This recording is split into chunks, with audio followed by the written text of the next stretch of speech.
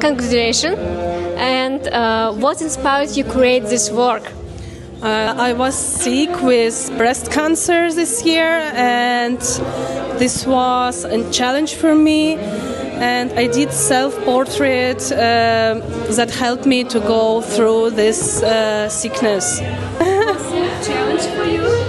It was a challenge, yeah, and now everything is good. I'm free from cancer, and I have award. What does mean this award for you exactly?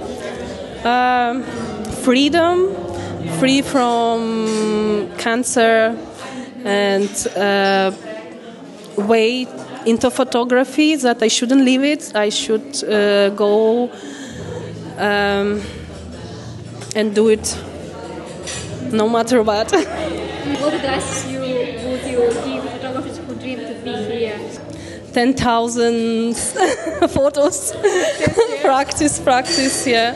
Don't stop, and yeah. Congratulations. Thank you.